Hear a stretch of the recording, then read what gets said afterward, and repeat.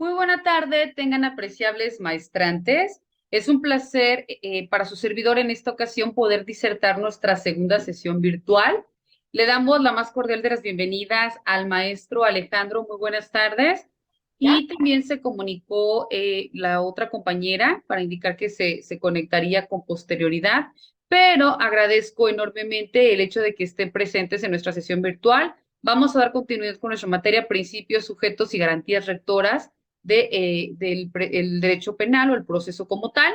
Y para ello, bueno, recordando, ¿no? En la sesión pasada hablábamos propiamente acerca de lo que es el acto jurídico, reconocimos propiamente los elementos los actos procesales, perdón, los elementos que le dan sentido, hablábamos de manera genérica de los elementos positivos del delito, los elementos negativos del delito, y en ese mismo sentido, bueno, citábamos algunos ejemplos, ¿no? Para quedar como un poco más claro cómo constituir, cómo dar inicio a la integración de una carpeta de investigación, porque desde estos primeros elementos podemos dar continuidad o en su momento iniciar la carpeta de investigación, o por el contrario, ¿no? Cuando se decreta el no ejercicio de la acción penal, toda vez que no se reúnen los elementos que lo acreditan, ¿verdad?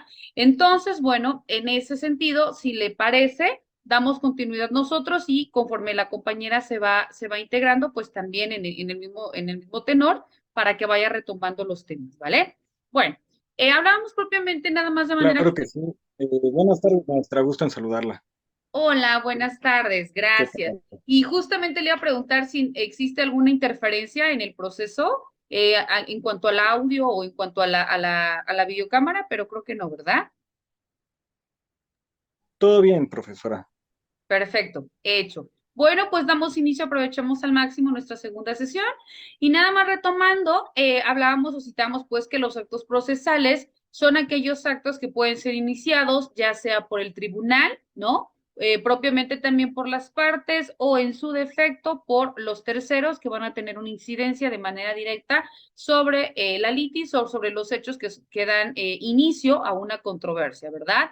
Entre los actos propiamente que se inician a partir del tribunal, vemos que estos se pueden clasificar en los actos de decisión, porque a partir de esto, la autoridad, en este caso el tribunal, puede determinar un sentido, puede actuar en favor de una de las partes, porque los actos, recordemos, que no únicamente son aquellos que dan inicio propiamente a la integración de una carpeta de investigación, sino también los actos son aquellos que van de manera recurrente llevándose a cabo durante todo este proceso, que si bien es cierto, se inician propiamente desde la carpeta de investigación o cuando se hace el conocimiento, la denuncia propiamente o en su defecto, hasta culminar con la emisión de la sentencia, ¿no? Entonces, vemos pues que aquí se denomina como primer elemento para poder indicarlo que este acto que emite la autoridad también puede ser de decisión porque determina la validez o la nulidad de los hechos que dan motivo a la controversia,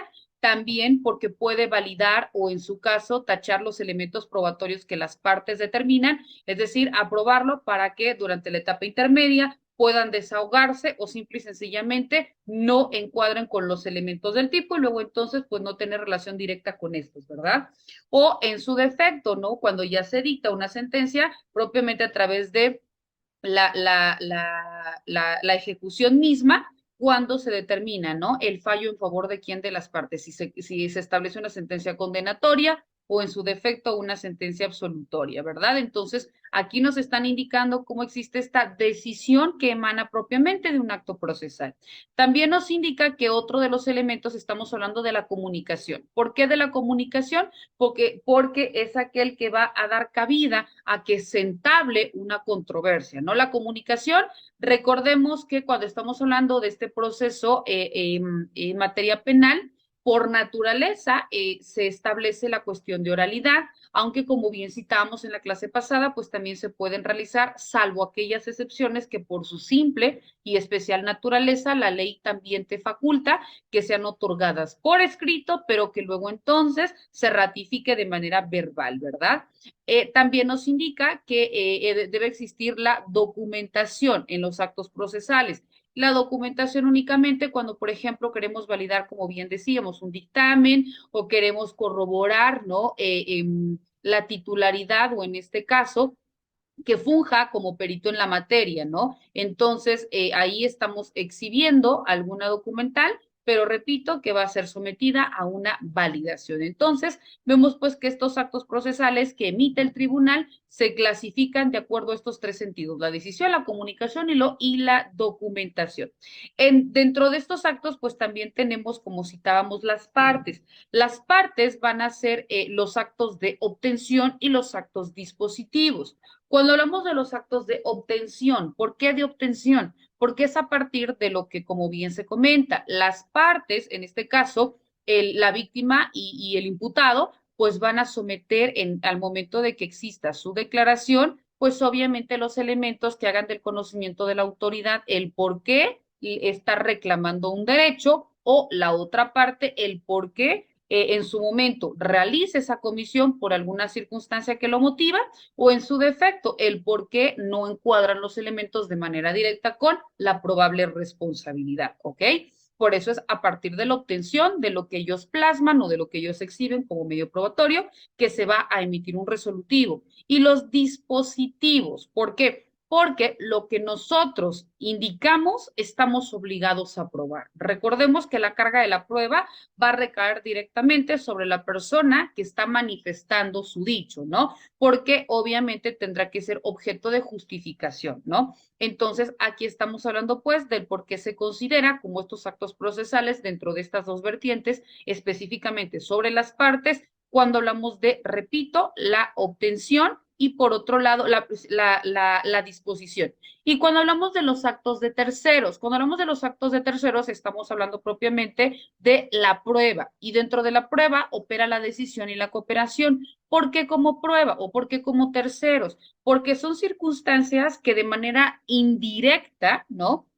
Porque, o sea, de manera directa es las partes, de manera indirecta es el justificante del por qué están indicando una probable responsabilidad o del por qué yo manifiesto que fue vulnerado determinado bien jurídico, ¿no? Entonces, por eso son terceros, porque es únicamente el modo de comprobación de que en efecto es determinada circunstancia, es lo que quiero demostrar o lo que quiero pedir a la autoridad para que en base a eso conozca y resuelva, ¿verdad? Bueno, ahora bien, cuando adicional a esto, nosotros estábamos también tocando, o creo que hasta ahí nos habíamos quedado, ¿no? Cuando hablábamos de estos actos que en su conjunto emanan de qué? De una actividad procesal. ¿Y por qué decimos propiamente de la actividad procesal? Porque recordemos, la actividad procesal es esta conjunción de actos procesales, que si bien es cierto, nuestra propia instrumentación jurídica nos exige para que luego entonces se pueda llevar a cabo de manera correcta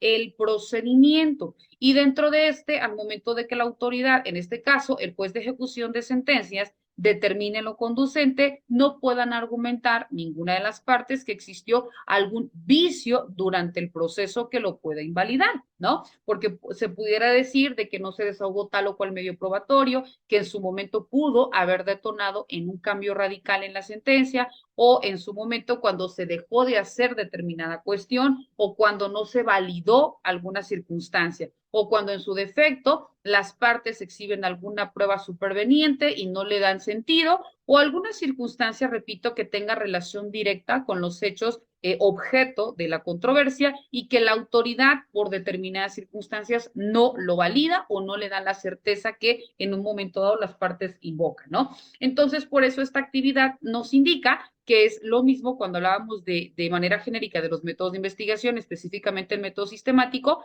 porque es el orden secuencial de pasos que se tiene que seguir, perdón, para llegar a un fin.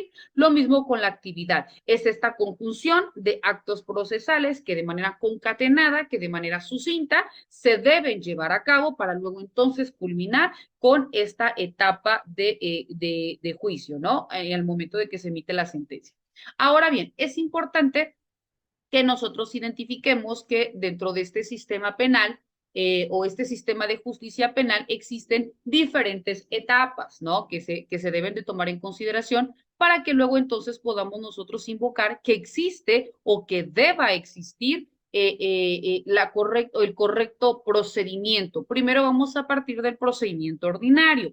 Para que nosotros hablemos de un procedimiento ordinario, bien sabemos que nuestro Código Nacional de Procedimientos Penales de manera muy puntual nos cita, y tan es así que empieza a reconocerlo a partir del título segundo, que de manera literal lo nomina como procedimiento ordinario, y reconoce dentro del capítulo único las etapas del procedimiento.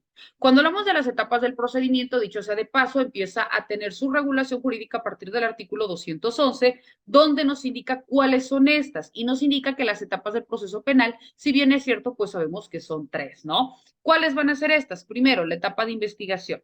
Cuando hablamos de la etapa de investigación, sabemos que de manera inmediata, pues es la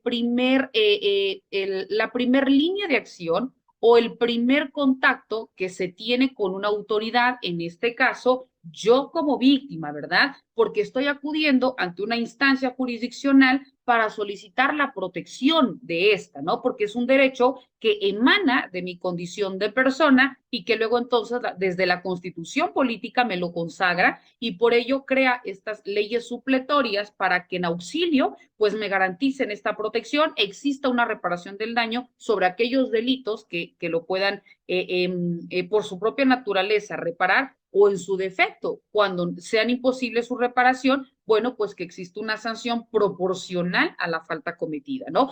Entonces, repito, cuando estamos en esta primera etapa de investigación, es aquella que surge con posterioridad a la denuncia.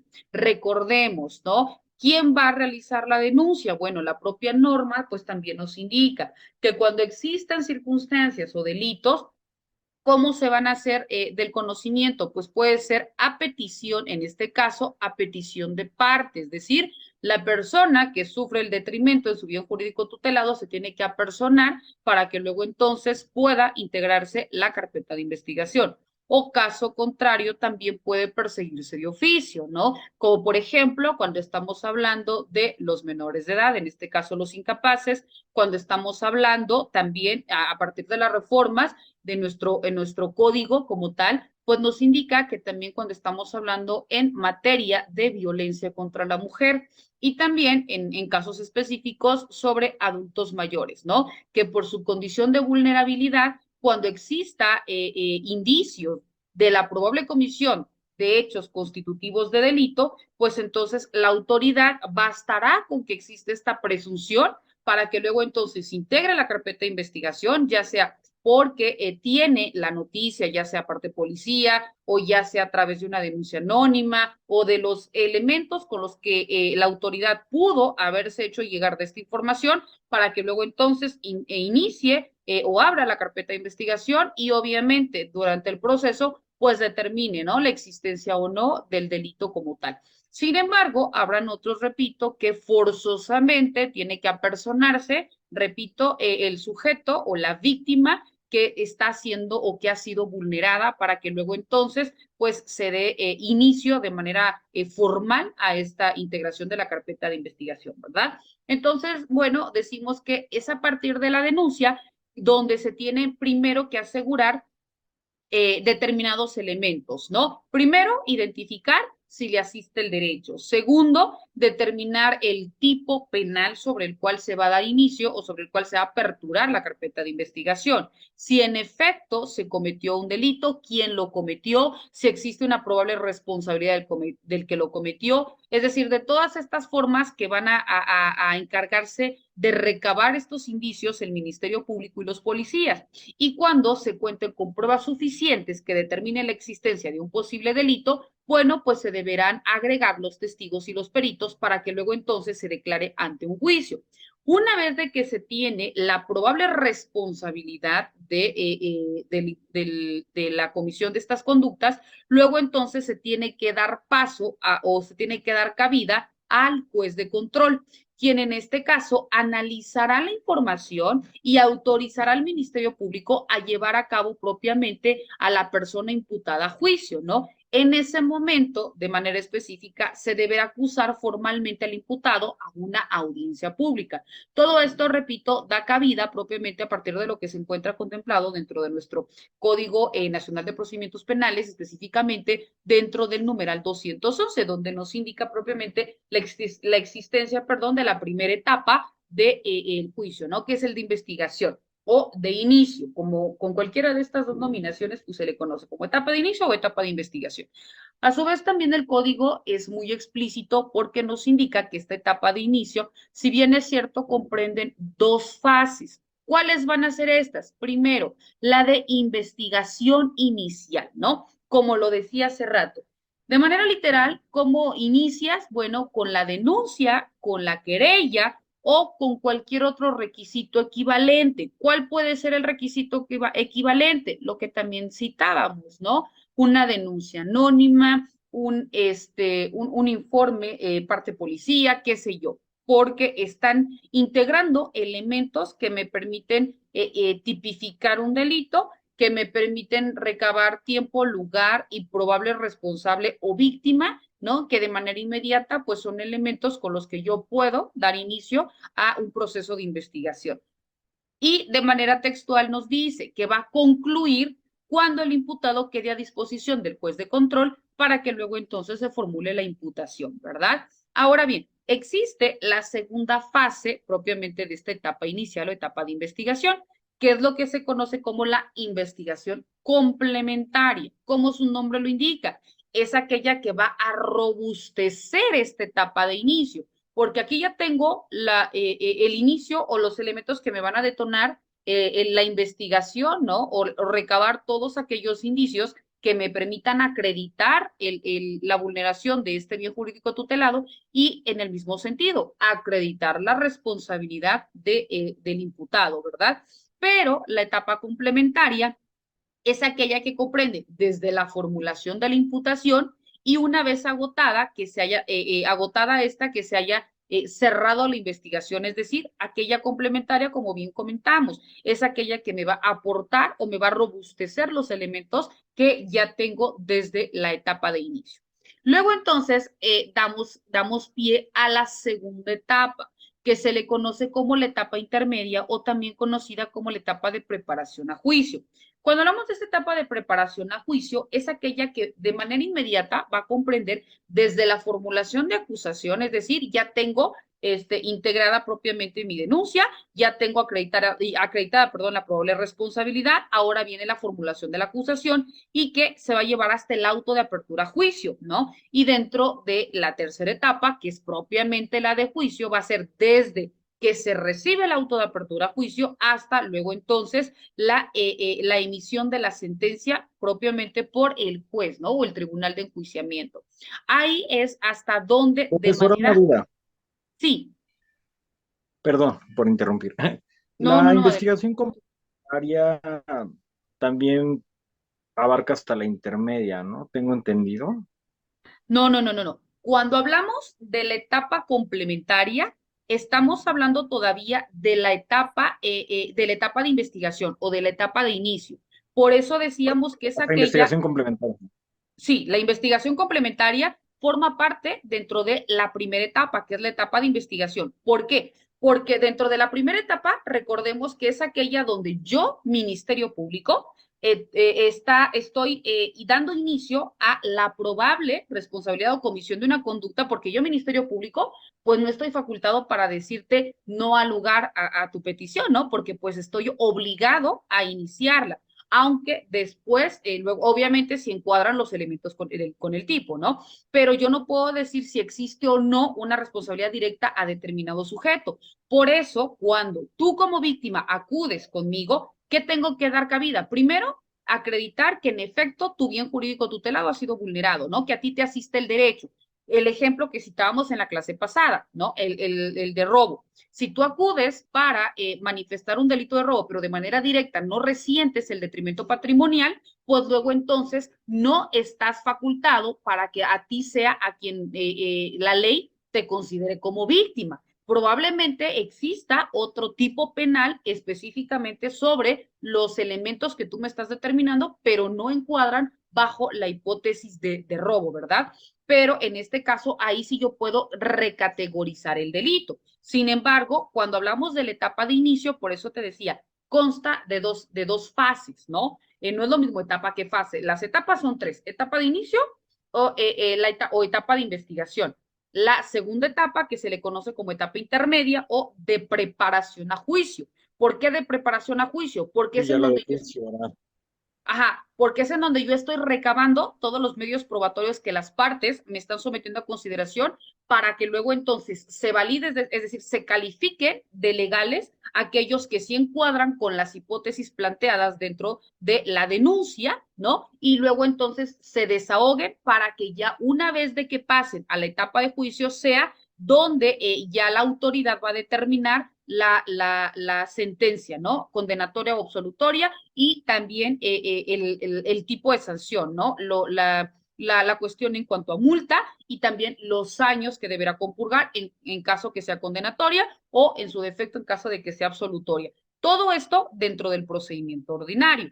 Luego entonces también sabemos que existe el procedimiento abreviado, que este se da en cualquier momento de las etapas hasta antes de la etapa de juicio. Es decir, se puede dar desde la etapa de investigación o la etapa intermedia, cuando la naturaleza del delito, es decir, el tipo penal, lo permita.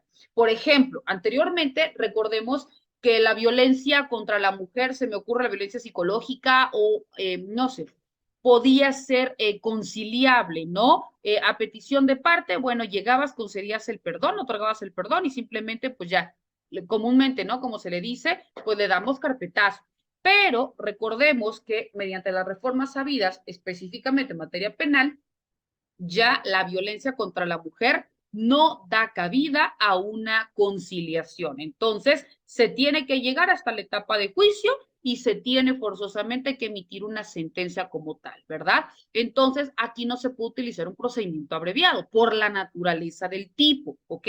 Y aquí por eso te decía, la etapa de investigación, la etapa de inicio, se acreditan propiamente desde la presentación de la denuncia, la querella o alguna que sea equivalente, ya se acreditó que en efecto se te vulneró un bien jurídico tutelado, que en efecto es de manera directa hacia ti como individuo o en su defecto puede ser de que sea en contra de uno de tus hijos, entonces tú tienes en la tutela, ¿no? Tú ejerces la guardia y custodia, y obviamente es un menor de edad, tiene que ser asistido por su tutor, entonces tú acudes en acompañamiento, claro que en ese supuesto, pues sí se puede acreditar como tal, ¿verdad?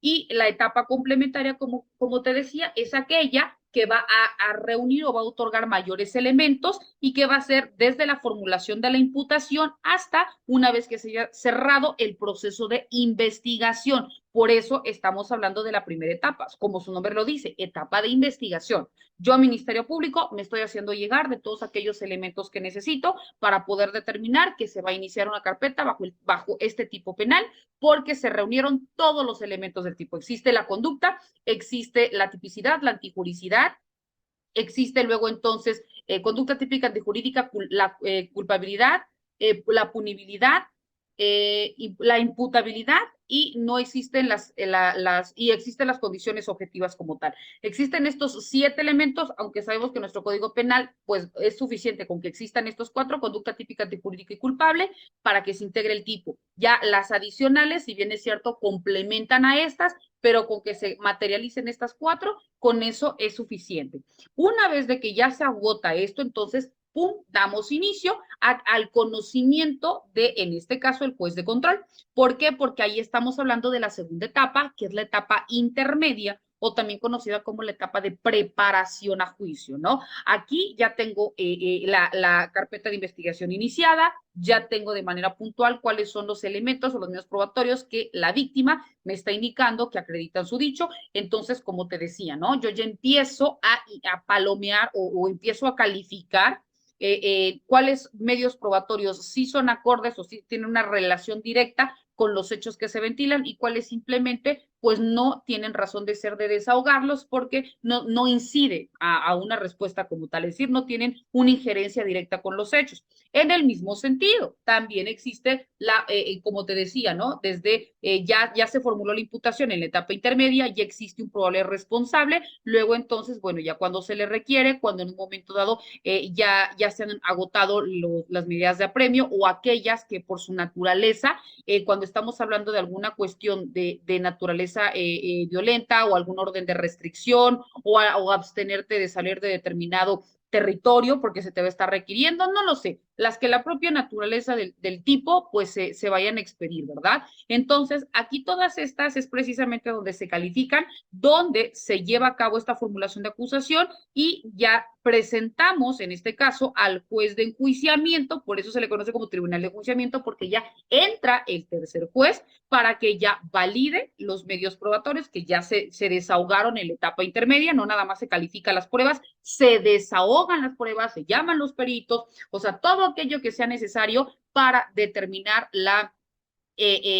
pues la validación de los elementos que tanto la víctima como el imputado pues están señalando, aquí se desahoga y ya únicamente el juez de enjuiciamiento, en este caso, pues va a calificarlos y va a determinar en sentencia lo que conforme a derecho corresponda, ¿no? Y ahí estamos hablando de manera muy resumida cuáles son las etapas de juicio oral, cómo interviene cada uno de los jueces y de dónde a dónde abarca cada una. Sin embargo, vemos, bueno, que es importante antes de dar continuidad de manera ya muy particular a cada una de estas etapas de juicio oral, pues que nosotros sepamos que a partir de este sistema penal acusatorio adversarial, de manera inmediata, bueno, pues también existe la necesidad de que los principios, de que el sistema de justicia penal se rija bajo principios. Estos principios de manera inmediata son aquellos que sí o sí se deben de cumplir porque también estos principios en el procedimiento pueden dar cabida a una nulidad, ¿no? Porque no se está dando cumplimiento de manera literal a lo que comprende el capítulo primero dentro del título segundo, denominado de los principios y de los derechos en el procedimiento. Y cuando hablamos de estos principios y de estos derechos en el procedimiento, hablamos propiamente del capítulo primero, donde nos señala cuáles van a ser estos principios que se deben seguir. De manera muy puntual se dice, o nosotros sabemos que a diferencia del mixto inquisitivo, este sistema penal pues se caracteriza por ser eminentemente oral y acusatorio, ¿no? ¿Por qué? Porque estás directamente señalando a un probable responsable y es oral porque todo es a partir de la palabra hablada. Algunas cuestiones se materializan a partir de la palabra escrita, pero se ratifican a través de la palabra hablada, es decir, todo forzosamente va a ser objeto de discusión y de validación, ¿no?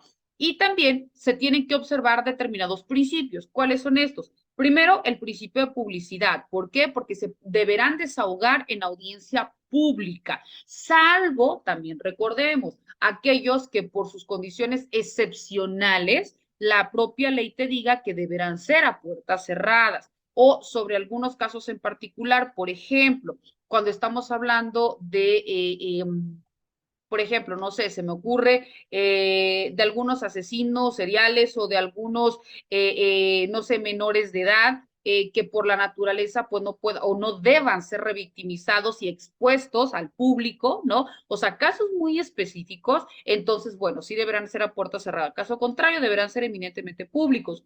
También se basa sobre el principio de contradicción, de concentración, de continuidad, de inmediación y obviamente aquellos que por su propia esencia se encuentran consagrados dentro de nuestra Constitución, los tratados internacionales y todas aquellas leyes que de ella emanan. Es importante señalar que cuando nosotros hablamos del principio de publicidad, ¿qué nos indica? Como te decía, ¿no? Las audiencias deberán ser eminentemente públicas. Con esto se trata de decir que cualquier persona que desee puede presenciar una audiencia sin necesidad que forzosamente tengas que ser alguna de las partes o que tengas que ser algún tercero, ¿no? Como testigo, como perito, qué sé yo, no. Sino que también el público en general puede acudir y presenciar. También no únicamente yo como público, sino incluso los periodistas, todos aquellos medios de comunicación pueden, ¿no? Acceder al lugar en el que se está desarrollando esta audiencia, obviamente cumpliendo con las condiciones que la misma autoridad determine, ¿no? Y obviamente con apego a lo que también mandatan los instrumentos jurídicos normativos. Ahora bien, cuando nosotros hablamos del siguiente principio, que es el principio de contradicción, ¿por qué? Porque obviamente pues las partes podrán conocer, podrán controvertir, podrán en un momento dado refutar o confrontar todos aquellos dichos de la parte contraria o todos aquellos o podrán confrontar pues los medios de prueba que cada uno pues vaya a exhibir, ¿no? Pueden también en el mismo sentido oponer excepciones, pueden realizar peticiones, deben, porque es su derecho, también llevar a cabo los alegatos, es decir, porque validan o porque desacreditan o bien objetan los medios probatorios que vierte la parte contraria y luego entonces tener, en este caso, el juez mayores elementos para poder decir por qué están inclinándose hacia determinado fin, ¿verdad? También nos indica que es importante conocer el principio de continuidad. ¿Por qué el principio de continuidad? Porque nos dice que las audiencias, ahorita lo que se supone que por qué se cambia a este sistema oral y en este caso a este sistema de impartición de justicia es para evitar todas aquellas dilaciones procesales que se venían dando en el sistema mixto inquisitivo, donde pues existían trámites engorrosos, donde te daban los términos pues de manera pues muy prolongada y demás. Entonces, aquí el principio de continuidad es para que exista esta celeridad procesal, para que se lleven a cabo de forma continua, sucesiva, secuencial y obviamente pues de manera inmediata, ¿no? Es decir, que no te deje, señale las tales horas, ejemplo, las 12 horas del día viernes, no sé, 16 de junio, la próxima audiencia hasta en 15 días, en un mes, etcétera, no, sino que se puedan señalar en horas diferidas o secuenciales el desahogo de tales y tales y tales medios probatorios, ¿no? Y de manera secuencial para que de manera pues mucho más rápida se determine lo que conforme a derecho corresponde. Obviamente aquellos que por su naturaleza se requieran. Sin embargo, aquellos también que pueda o que deba llevar mayor tiempo porque se tiene que utilizar el estudio de la ciencia o enviar a algún laboratorio para acreditar algún vínculo, ¿no? Por ejemplo, exámenes toxicológicos, qué sé yo. Ah, bueno, entonces, repito, por los tiempos en que los mismos estudios requieren, pues sí se deberá prolongar, pero no excederse de lo que científica y jurídicamente pues valida como inmediato. Después hablamos del principio de concentración. Cuando hablamos del principio de concentración nos dice que las audiencias, y va de la mano con el principio de continuidad, porque el de concentración nos dice que todas aquellas audiencias se deberán desarrollar preferentemente en un mismo día o como te decía, en días consecutivos hasta que se concluya, obviamente de acuerdo a los términos que la propia ley nos establece y no existiendo casos excepcionales como los que ya citamos. Eso se aboca al principio de concentración. Cuando hablamos del principio de inmediación, nos dice de inmediación forzosamente que tiene que estar o encontrarse la autoridad que durante la etapa que se esté llevando a cabo, pues la naturaleza lo exija. Si estoy hablando de la etapa de inicio, pues luego entonces debe ser ante un ministerio público. Si estoy hablando de la etapa intermedia, pues obviamente estamos hablando del juez de control. Si estamos hablando de la etapa de juicio, pues es el juez del tribunal de enjuiciamiento, ¿no? Entonces, debe existir, por eso debe mediar o debe intervenir la autoridad que sea competente para conocer en cada una de las etapas y evitar con ello, pues, que exista una violación dentro del proceso o en su caso que las partes intervengan sin que exista ninguna forma de llevar de manera correcta el fin último de la audiencia. También nos indica que se debe reconocer el principio de igualdad ante la ley. Cuando hablamos del principio de igualdad ante la ley, pues es sencillo, ¿no? Desde la Constitución nos marca que todas las personas somos iguales ante la ley, que no debe existir ningún tipo de distingo ocasionado por raza, credo, origen étnico, nacionalidad, condición social, etcétera, ¿no? Pues lo mismo cuando estamos hablando de este principio de igualdad ante la ley. ¿Por qué? Porque todas las personas que puedan o que deban intervenir dentro del procedimiento penal, pues deberán tener el mismo trato, deberán tener las mismas oportunidades, tanto para sostener una acusación como también para exigir una defensa, ¿no? También en el mismo sentido deberán recibir la misma atención, no debe existir ningún tipo de discriminación bajo ninguna circunstancia, ya lo explicábamos, ¿no? Por raza, credo, origen, etcétera.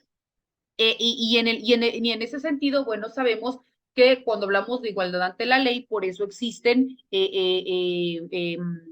las fiscalías, en este caso la altos y también la indígena, ¿no? ¿Para qué? Para que cuando una persona, por ejemplo, hable alguna lengua materna, pues obviamente exista un traductor quien le asista durante todo el proceso. Y esto a fin de que pues obviamente no vaya a a indicarse algo que no es de manera literal lo que la víctima o lo que el imputado pretende decir, ¿no? Entonces, vemos pues que estas circunstancias operan dentro del principio de igualdad ante la ley. También existe lo que se conoce como el principio de igualdad entre las partes. Ojo, uno es igualdad ante la ley y otro es el principio de igualdad entre las partes. Cuando hablamos de igualdad entre las partes, es donde se garantiza a las partes en condiciones de igualdad el pleno e irrestricto ejercicio de los derechos previstos en la Constitución, los tratados y las leyes que de esta emanan, ¿no? Por eso es igualdad entre partes. Uno, cuando hablamos de igualdad ante la ley, estamos hablando de las cuestiones que de manera inmediata emanan de tu condición de persona, como la raza, el credo, la ideología, el origen étnico, la preferencia sexual, etcétera. Cuando hablamos de igualdad ante la ley, estamos hablando propiamente de esta forma de reconocimiento perdón, de igualdad entre las partes, de esta forma de reconocimiento de los ejercicios como persona, de mis derechos que desde mi constitución como individuo me consagra desde la Declaración Universal de los Derechos Humanos, desde la Comisión Americana de los Derechos Humanos, etcétera, ¿no? Pero aquí ya es por mi condición de individuo. También debe ponderarse el principio de juicio previo y del debido proceso. ¿Qué quiere decir esto? Que ninguna persona podrá ser condenada a una pena ni tampoco deberá ser sometida a una medida de seguridad si no existe una orden o una resolución dictada por un órgano jurisdiccional, obviamente que esté facultado para poder emitirla y que obviamente sea posterior a los hechos que las partes manifiestan y que justifican durante un proceso como tal, donde existan condiciones de igualdad, tanto para la víctima como para el imputado, que no exista ninguna vulneración a los derechos, ejemplo, lo que comúnmente se le conoce como el tehuacanazo, ¿no? Obligarte a que aceptes, aunque no hayas cometido una conducta. Y todas aquellas circunstancias que obviamente se encuentran prohibidas por las propias normas. También existe el principio de presunción de inocencia. Cuando hablamos del principio de presunción de inocencia, como su nombre lo indica, toda persona deberá considerarse o deberá presumirse como inocente y obviamente se le deberá otorgar este trato durante todas las etapas del procedimiento, hasta en tanto el juez, ¿no? De enjuiciamiento, pues no determine lo contrario y ojo, mediante sentencia, ¿no? Porque caso contrario, aunque ya estemos en la última etapa de juicio, ¿no? Que es la etapa de juicio, no podemos considerar que la persona ya es culpable, porque incluso por eso esa etapa de enjuiciamiento, pues la sentencia que emita el juez puede ser absolutoria, ¿no? Es decir, no hay elementos para sancionar. Entonces, pues simplemente no se emite ninguna sanción como tal, ¿verdad? Después hablamos del último principio, que es el principio de prohibición del doble enjuiciamiento. ¿Qué significa? Que la persona que ya ha sido condenada o en su defecto que ya se le absolvió por determinado hecho o un proceso que ya fue sobreseído, pues tampoco podrá volver a someterse a otro proceso sobre los mismos hechos. Si comete otra conducta, entonces obviamente sí deberá ser iniciado otro proceso como tal. Pero si es contra la misma persona sobre ese mismo hecho en ese mismo día, ¿no? Entonces, y eso ya se conoció, ya se resolvió o ya se absolvió o ya fue sobreseído, pues simple y sencillamente no se puede, ¿no? Existe también una máxima que no, una máxima jurídica que nos dice, nadie podrá ser juzgado dos veces por el mismo delito, ¿verdad? Lo que aquí pues se conoce como principio de prohibición del doble enjuiciamiento, ¿ok? Bueno, entonces vemos que una vez que hemos conocido y que hemos comprendido o en su defecto hemos desempolvado estos principios, repito que por naturaleza se deben tomar en consideración dentro de las etapas procesales, independientemente en cualquiera donde